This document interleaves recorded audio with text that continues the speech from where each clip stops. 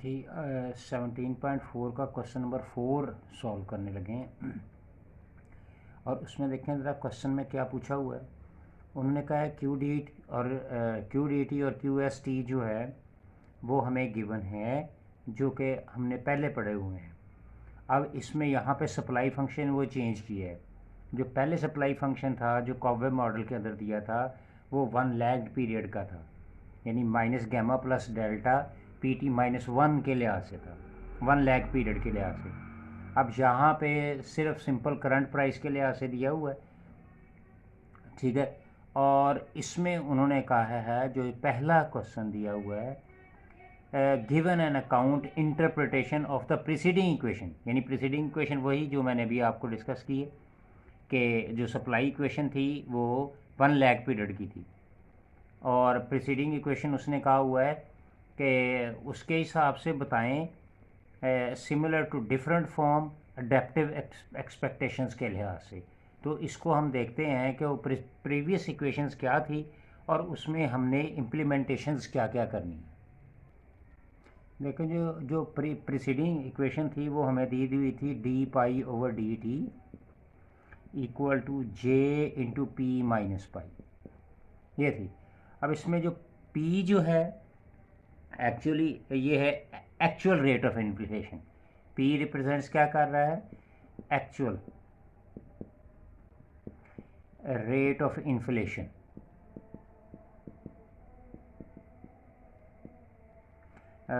जबकि जो पाई है ये एक्सपेक्टेड रेट ऑफ इन्फ्लेशन है, एक्सपेक्टेड रेट ऑफ इन्फ्लेशन।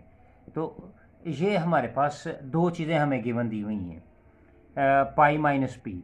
और हमने अगर यहाँ पे सिचुएशन को देखते हुए जो क्वेश्चन में उसने पूछा है, अगर देखें कहता है कि इफ़ अगर the actual rate of interest is exceed than the expected rate of interest, तो फिर क्या होगा, फिर आप D pi over D T जो है that will be greater than zero. तो क्या हो जाएगा, वो ज़ीरो से ग्रेटर हो जाएगा। अब अगर यहाँ पे D pi over D T is greater than zero है, इसका मतलब जो है कि जो एक्सपेक्टेड रेट ऑफ इन्फ्लेशन जो है वो अपवर्ड हो जाएगा, ठीक है। अगर हम इस कंडीशन को चेंज कर देते हैं और किसी भी सेंस में अगर हम पी फॉल्स कर देते हैं शॉर्ट ऑफ पाई, यानी पी जो है वो फॉल हो जाता है, पाई एक्सीड कर जाता है, तो फिर क्या हो जाएगा, फिर आपकी कंडीशन क्या हो जाएगी, फिर पी जो है वो डाउनवर्ड हो जाएगा, ठीक है जी। तो ये तो था जो उसने मैकेनिज़्म पूछा हुआ था कि आप एडजस्टमेंट मैकेनिज़्म बताएं। तो इस डाउनवर्ड के मुताबिक फिर हम क्या करेंगे, D P over D T क्या हो जाएगा, that becomes equal to Q D minus Q S, ठीक है जी। अच्छा, इसके मुताबिक तो हमने ये देखा कि एक्चुअल और एक्सपेक्टेड जो रेट ऑफ इन्फ्लेशन है वो एक्सीड या डिक्रीज होने से अपवर्ड या डाउनवर्ड हो जाते हैं। अच्छा, अब जो हमें गिवन कंडीशन दी हुई है,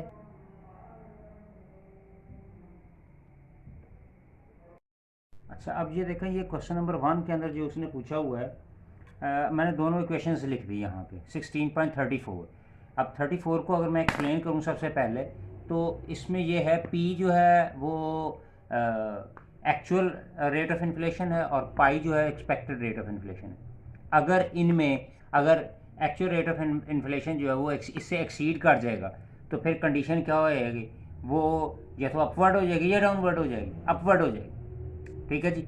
और अगर किसी सूरत में पाई जो है वो एक्सीड कर जाता है, तो फिर कंडीशन क्या हो जाएगी, वो डाउनवर्ड हो जाएगी। अब सेम कंडीशन हमें ये गिवन दी हुई है। अब इसमें पी टी -1 जो है is what about, that is the actual price और ये एक्सपेक्टेड प्राइस है, ठीक है। पी टी -1 स्टार जो है, अगर एक्चुअल प्राइस जो है वो एक्सीड कर जाती है किससे, एक्सपेक्टेड प्राइस से, तो फिर क्या हो जाएगा, जो पी टी -1 जो होगा विल एक्सीड कर जाएगा। तो फिर ये वाली कंडीशन पी टी -1 जो है ये क्या कर जाएगी, विल बी रिवाइज्ड हो जाएगी और अपवर्ड हो जाएगी, ठीक है जी, अपवर्ड हो जाएगी।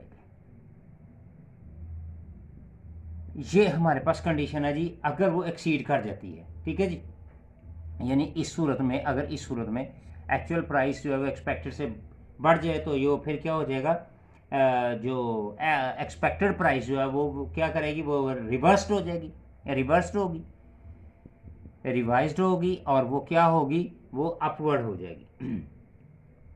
और इसी तरह से अदरवाइज ये कंडीशन अगर किसी तरीके से ये बढ़ जाती है और ये कम हो जाती है तो कंडीशन फिर रिवाइज हो जाएगी और कंडीशंस बिल्कुल रिवर्स हो जाएगी। तो दोनों की कंडीशन सेम ही है और इसमें उन्होंने यही बताया हुआ है कि एसेंशियली इसकी प्राइस के बारे में कि एक्सपेक्टेड प्राइस जो है वो वर्क कैसे करती है। तो ये था मेरा ए पार्ट के, उसमें ए पार्ट के बारे में हमने एक्सप्लेन करना था।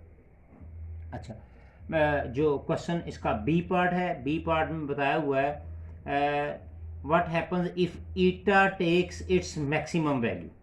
और अगर अब देखें ईटा जो है इस कंडीशन के अंदर ईटा जो है वो 0 और 1 और 0 के दरमियान में, ये 0 और 1 शामिल है, और इसकी मैक्सिमम वैल्यू क्या होगी, वो 1 हो जाएगी। और अगर हम क्या करें, अगर हम ईटा की वैल्यू जो है वो अगर हम मैक्सिमम कर देते हैं, ईटा जो है वो अगर मैं 1 रख देता हूँ तो 1 रखने से क्या होगा, पी टी जो है that becomes equal to P T minus 1, ये इसके इक्वल आ जाएगी और मॉडल जो होगा वो रेड्यूस हो जाएगा, मॉडल रेड्यूस हो जाएगा और ये मॉडल जो है वो क्या कहलाएगा, कॉबवेब मॉडल कहलाएगा। तो ये तो मेरा था जी सेकंड क्वेश्चन, कि उसने पूछा हुआ था कि अगर उसकी कंडीशन मैक्सिमम कर दी जाए तो क्या होगा, तो वो एक स्पेशल केस बन जाएगा, स्पेशल केस में फिर वो कॉबवेब मॉडल डिक्लेयर हो जाएगा। ये हमारे पास था, ये जी बी पार्ट था हमारा, ठीक है जी, ये बी पार्ट सिंपल। अब सी पार्ट की तरफ चलते हैं और सी पार्ट को सॉल्व करते हैं। ये सी पार्ट के अंदर उसने देखें ये दिया हुआ क्वेश्चन कि उसने कहा है कि बिल्कुल हमें जो फर्स्ट ऑर्डर डिफरेंस इक्वेशन है उस तरह का हमें एक नया मॉडल, यानी इस फॉर्म में हमें नया मॉडल वो क्रिएट करके दें जो कि फर्स्ट डिफरेंस इक्वेशन का होगा। और इसके लिए जो हमें गिवन कंडीशंस दी हुई हैं, हमें कंडीशंस गिवन दी हुई हैं एक सप्लाई फंक्शन की, यानी क्यू एस टी हमें गिवन है, क्यू एस टी हमें गिवन है minus gamma plus delta P T, ये हमें गिवन है जी, ठीक है। और हमें गिवन है P T that is equal to P T minus 1 star और प्लस ईटा और P T minus 1 minus P T minus 1 star. और इसमें जो ईटा जो है वो क्या है, वो 0 और 1 के बीच में है जी, ठीक है जी, 0 और 1 के बीच में। ये हमारे पास क्वेश्चन है, हमने इन दोनों इक्वेशंस की मदद से हमने ये नया मॉडल डेवलप करना है कि वो नया मॉडल हमारे पास डेवलप हो सकता है ये कैसे। अब देखें यहाँ पे ये क्यू एस टी दिया हुआ है हमें करंट प्राइस के लिहाज से, ठीक है। मैं इसको थोड़ा सा लिख सकता हूँ, देखें Q S T plus gamma is equal to delta into P T star. तो पी टी स्टार किसके इक्वल आ जाएगा, ये डिवाइड हो जाएगा, Q S T plus gamma upon delta. तो ये मेरे पास एक इक्वेशन आ गई जो है करंट प्राइस के लिहाज से। अब इसी तरह से मैं जो है ले लेता हूँ एक 1 लैग पीरियड के लिहाज से, कि अगर मैं एक 1 लैग पीरियड लूँ तो मेरे पास उसका मॉडल क्या आएगा। सेम इसी तरह से ये जो सप्लाई फंक्शन है मैं इसको ले लूँ तो मेरे पास क्या आएगा, क्यू एस टी माइनस 1, ये मेरे पास एक 1 लैग पीरियड आ जाएगा, ठीक है जी, T minus 1 is equal to minus gamma plus delta P T minus 1, ये हमने एक लैग पीरियड ले लिया। तो यहाँ से गैमा फिर हम इस साइड पे ले आते हैं, Q S T minus 1 plus gamma equal to delta P T minus 1, और मेरे पास पी टी माइनस 1 किसके इक्वल आ जाएगा, Q S T minus 1 plus gamma upon delta. तो ये मेरे पास देखें ये दो इक्वेशंस आ गई। ये पी टी की इक्वेशन आ गई और ये पी टी माइनस वन की इक्वेशन आ गई।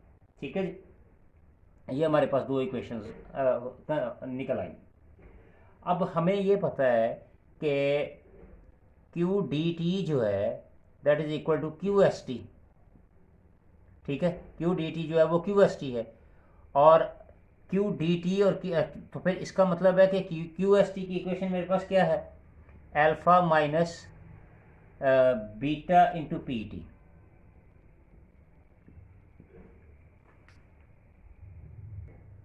अब इसी तरह से अगर मैं 1 लैग पीरियड की इक्वेशन निकालूं, तो 1 लैग पीरियड के लिए मैं अगर निकालता हूं तो वो बन जाएगा Q D T minus one that is equal to Q S T minus one. तो ये क्या बन जाएगा, alpha minus beta P T minus one आ जाएगा। ठीक है जी, ये हमारे पास आ गया जी। क्योंकि डिमांड जो सप्लाई के इक्वल होता है, इसलिए मैंने डिमांड की इक्वेशन लिख दी, दोनों इक्वेशन डिमांड की लिख दी। अब हम ये दोनों इक्वेशंस जो हैं, हम alpha minus beta into P T इस इक्वेशन में पहले पुट करते हैं। देखिए मेरे पास क्या आएगा, पी टी स्टार क्या आ जाएगा, that is equal to Q S T की वैल्यू मेरे पास क्या आई, इस क्यू एस टी की जगह हम इसकी वैल्यू पुट कर देते हैं, alpha minus beta P T plus gamma upon delta. ठीक है जी, इसको मज़ीद हम लिख लेते हैं alpha plus gamma minus beta P T upon delta, ये लिखा गया। अब इसी तरह से इस इक्वेशन को हम क्या लिखेंगे, पी टी माइनस वन, यानी 1 लैग पीरियड वाली इक्वेशन को, प्राइस को क्या लिखेंगे, इस क्यू एस टी की जगह ये वाली इक्वेशन लिख देते हैं, alpha minus beta P T minus one plus gamma upon delta. तो इसको हम क्या लिख लेंगे, alpha plus gamma minus beta P T minus one upon delta. तो ये मेरे पास आ जाएगी। जो इक्वेशंस हैं वो इस तरह से हमारे पास फाइंड आउट हो जाएंगी कि एक पी टी की इक्वेशन आ जाएगी और पी टी माइनस वन की इक्वेशन आ जाएगी। अब जो हमें गिवन इक्वेशन दी हुई है, जो हमें एक्सपेक्टेड प्राइस की इक्वेशन जो दी हुई है हमें क्वेश्चन के अंदर, हम उसके अंदर फिट कर देंगे और फिर हम देखते हैं कि हमारा मॉडल जो है वो किस तरह से ये डेवलप होता है।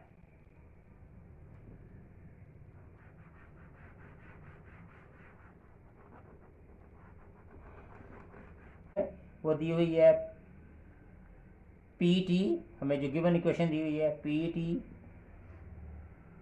Star equal to P T minus one star plus eta into P T minus one minus P T minus one star, हमें ये इक्वेशन दी हुई है। अब ये देखें, इनकी जगह यहाँ पे ये देखें, इनकी जगह हम ये इक्वेशंस, ये दोनों इक्वेशंस की वैल्यूज़ जो हैं, यानी ये वाली वैल्यू और ये वाली वैल्यू जो इसमें के अंदर हम फिट कर देंगे। अब पी टी की वैल्यू, पी टी स्टार की वैल्यू दिस वन क्या आएगी, alpha plus gamma minus beta P T upon क्या आ जाएगा, delta, equal to P T minus one this one, तो क्या आएगा, alpha plus gamma minus beta P T minus one upon delta, plus eta वैसे ही आ जाएगा, ये ईटा वैसे ही आ जाएगा, हम पी टी माइनस वन भी वैसे लिख देंगे और इसकी जगह हम ये फिर अगेन ये वाली इक्वेशन लिख देंगे।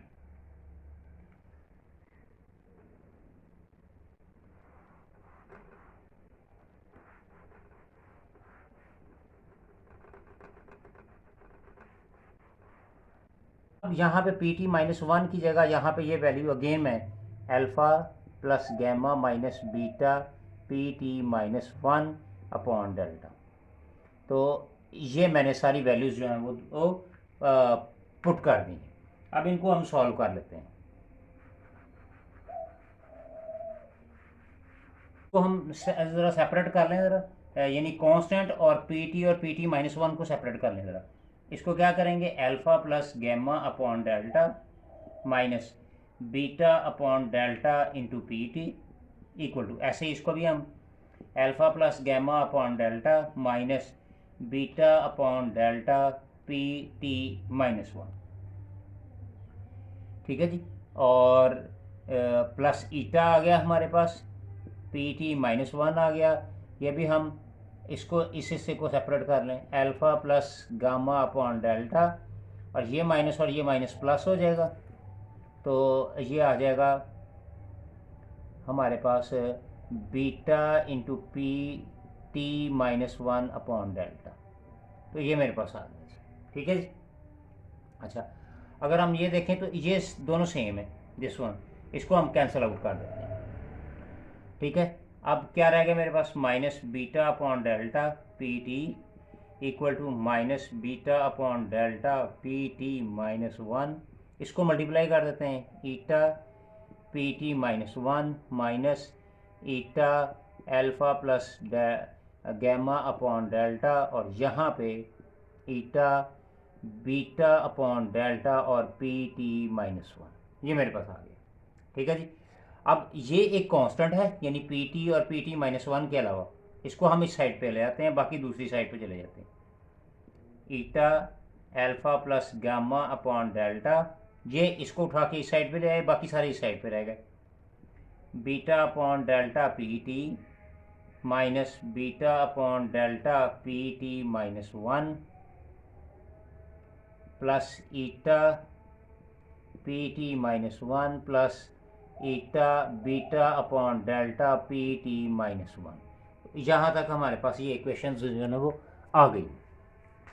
नेक्स्ट हमारे पास क्या आएगा जी,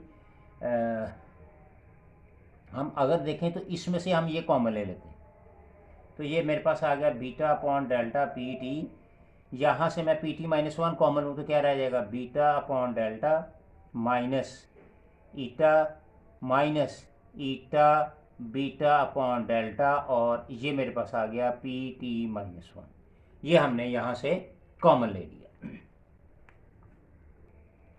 जी। यहाँ से अब इसको हम ज़रा थोड़ा सा मज़ीद इसका सॉल्व कर लेते हैं, beta upon delta P T, इसको अगर सॉल्व करें तो ये आ जाएगा delta beta minus delta eta minus delta beta और पी टी माइनस वन है, ठीक है जी। अब यहाँ से हम ईटा कॉमन ले सकते हैं यहाँ से, तो ये आ गया beta upon delta P T minus beta, minus common ले लिया तो यहाँ से कॉमन ईटा लिया तो ये डेल्टा प्लस बीटा रह गया, और ये साथ ईटा आ गया अपॉन डेल्टा, और ये आ गया जी पी टी माइनस वन आ गया, और ये एज इट इज़ ही आता जाएगा, eta alpha plus gamma upon delta.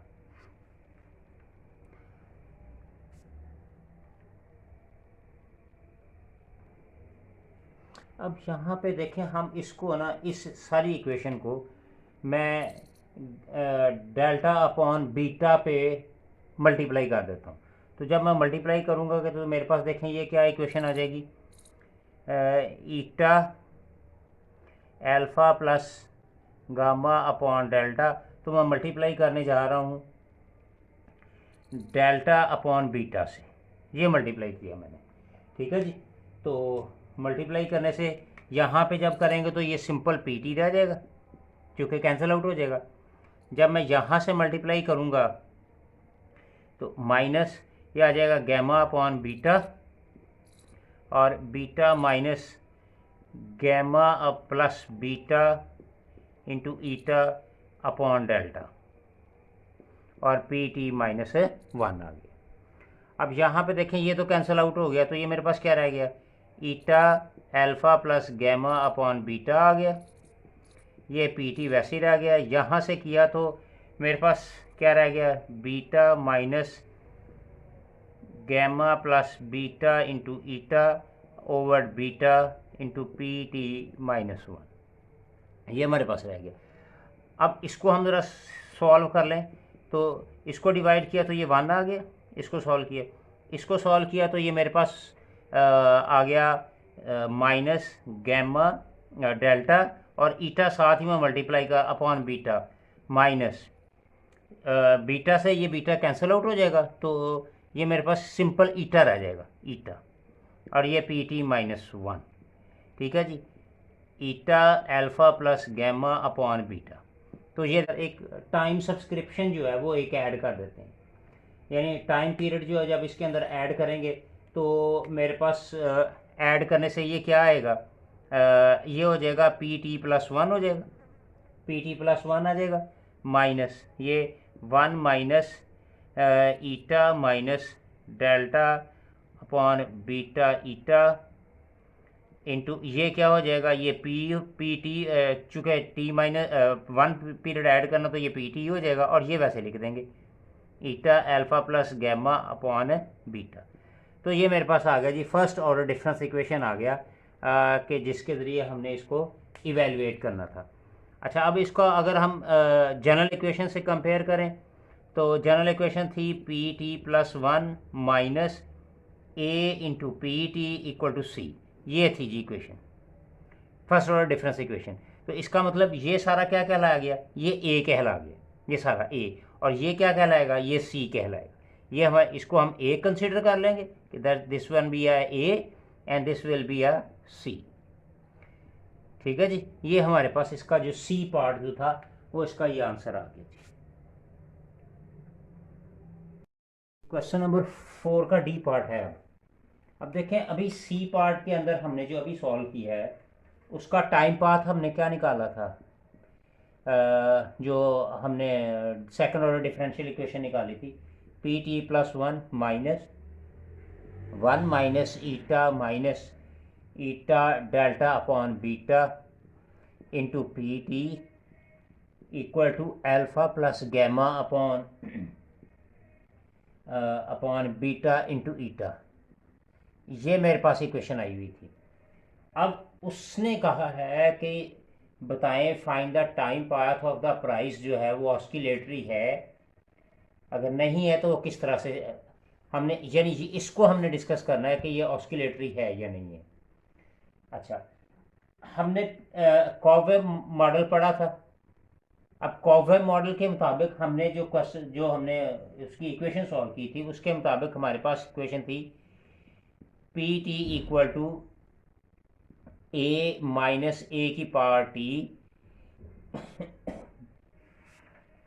और प्लस था C upon one plus A. ये मेरे पास इक्वेशन थी। ठीक है जी। अच्छा, अब इसमें हमने ये जो ए था कैपिटल ए, इसको हमने कहा था पी नॉट माइनस पी बार, यानी इंटरटेम्पोरल इक्विलिब्रियम कहा था, और ये जो ए था वो था माइनस डेल्टा अपॉन बीटा, ये था। और इसको जब हमने इवेलुएट किया था टाइम पाथ को, तो मेरे पास आ गया था P not minus alpha plus delta upon beta plus delta और into minus gamma delta upon beta, और इसकी पार्ट ई थी plus alpha plus gamma upon beta plus delta. और ये चूँकि इंटरटेम्पोरल इक्विलिब्रियम था तो हमने इसको डिस्कस किया था, ये बार है, और ये हमने डेल्टा अपॉन बीटा पार्ट ई, और ये भी बार है। तो ये मेरे पास निकला था, ये कंडीशन निकली थी जी कॉवेव मॉडल के लिहाज से। अच्छा, अब हमने ये डिस्कस करना है कि इस कंडीशन को देखते हुए क्या ये वाली जो कंडीशंस हैं जो हमने फाइंड आउट किया है, क्या ये टाइम पाथ ऑस्किलेटरी है? नहीं। नंबर वन, नॉट ऑस्किलेटरी, ये ऑस्किलेटरी नहीं है। ठीक है। अच्छा, ऑस्किलेटरी क्यों नहीं है, उसकी वजह क्या होती है कि ऑस्किलेटरी क्यों नहीं होता? ऑस्किलेटरी के लिए होना जो ना वो कन्वर्ज होना लाजमी है, कन्वर्ज होना लाजमी है इन कंडीशंस के मुताबिक, यानी ये जो हमने डिस्कस की थी इक्वेशन। अच्छा, अब जब कन्वर्ज होगी तो फिर वो ऑस्किलेटरी होगी। ठीक है। और इसका मतलब ये होगा कि जो b जो है वो लेस देन 1 होगा। b that is equal to, हम b डिक्लेयर कर लेते हैं, ये वाला हम इसको डिक्लेयर कर लेंगे वो b की वैल्यू, यानी हम b is equal to minus A को डिक्लेयर कर लेंगे। ठीक है। और हम फिर इसकी सिग्निफिकेंस चेक करते हैं कि ये है या नहीं है। तो ये दो बातें तो हमने क्लियर कर दी कि ये ऑस्किलेटरी नहीं है, कन्वर्जेंस होगा तो ऑस्किलेटरी होगा और उसकी वैल्यू लेस देन 1 होगी। ठीक है जी, यहाँ तक तो क्लियर हो गया। अब ये जो हमारे पास कंडीशन है, ये देखें, ये जो हमने निकाला 1 minus eta delta upon beta, ये ठीक है। ये ऑस्किलेटरी कब होगा? ये ऑस्किलेटरी उस वक्त होगा जब मेरे पास ये कंडीशन कुछ लाइक के beta upon beta plus delta is less than that of ईटा। अगर ये कंडीशन होगी तो ऑस्किलेटरी होगी, ये ऑस्किलेटरी है, ठीक है। अब कैसे होगा? हम इसको सपोज कर लेते हैं ये ज़ीरो के इक्वल है, हम सपोज कर लेते हैं कि ये ज़ीरो के इक्वल है, ठीक है जी। अच्छा, इन दोनों को उठा के हम इस साइड पे ले आते हैं, तो ये आ जाएगा ईटा माई plus eta delta upon beta equal to 1 आ गया, ठीक है। यहाँ से ईटा आप कॉमन ले लें, 1 plus delta over beta equal to 1, तो ये ईटा इधर आ जाएगा, तो ये आएगा 1 अपॉन डेल ईटा, और ये बन जाएगा beta plus delta upon beta, ठीक है जी। तो इसको जब हम रिवर्स करेंगे तो ये क्या आ जाएगा, that is beta upon beta plus delta, और that is less than that of eta. तो ये कंडीशन जो है ये हमारी फुलफिल करेगी जब ये ऑस्किलेटरी कंडीशन होगी। यानी क्या होगा, ये सारी कंडीशन जो है अगर नेगेटिव होगी तो ये ऑस्किलेटरी होगी, और फिर ये कन्वर्ज करेगी, ठीक है जी। ये तो था इसका डी पार्ट था, जो कि क्वेश्चन नंबर 4 का था।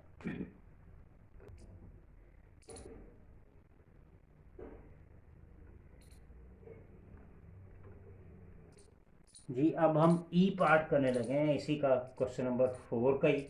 और उसने कहा है कि show that the time path P T if oscillatory will converge. तो अगर मैं देखूं तो मेरे पास जो कंडीशन अप्लाई होती है, जो कि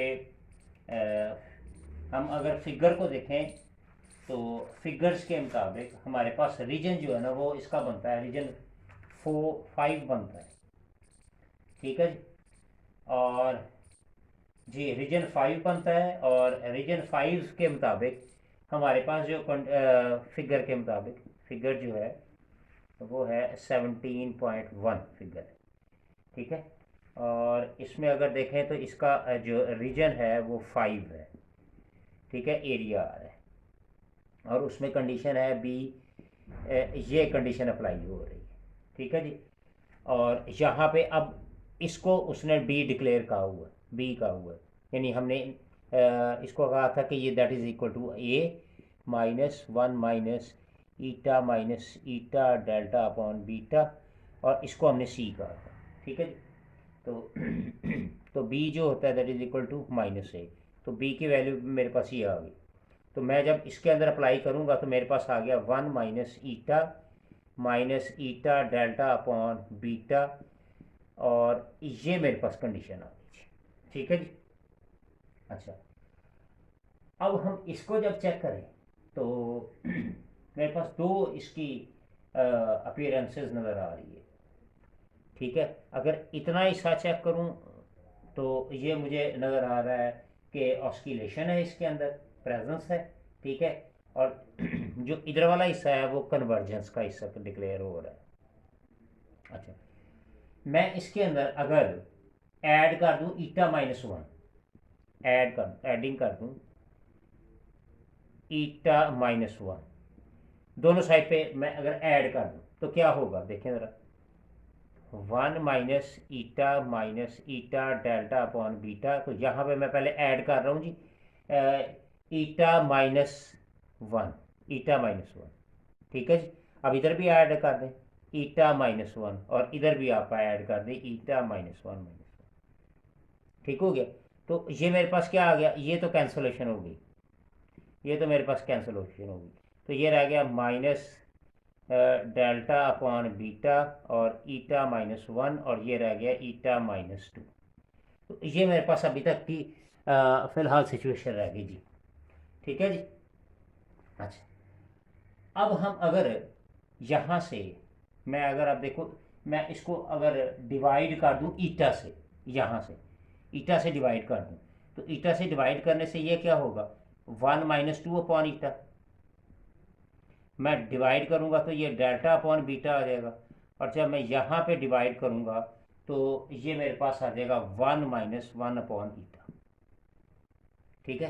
और अगर आप इस चीज़ को देखें गौर से तो यही तो उसने पूछा है, यही तो पूछा है कि उसने आप इसको कंपेयर करें कब वेब के साथ और फिर बताएं क्या कन्वर्जेंस है इफ़ ओनली इस कंडीशन के लिए, ऑस्किलेटरी के लिए। ठीक है, तो इसका मतलब ये हो गया कि अगर हम इफ़ अगर ईटा जो है वो 1 पुट कर दें, अगर हम ईटा 1 पुट कर दें तो ये कन्वर्ज होगा, कन्वर्ज होगा। ठीक है जी। और कन्वर्ज होने से क्या होगा, जो इसका जो रेंज होगी वो बिकम्स वाइडर हो जाएगी। तो ईटर की रेंज जो है वो क्या हो जाएगी, वो बिकम्स वाइडर हो जाएगी, रेंज जो है वो वाइडर हो जाएगी। ठीक है जी। ये था जी हमारा इसका क्वेश्चन ई पार्ट था 17.4 का।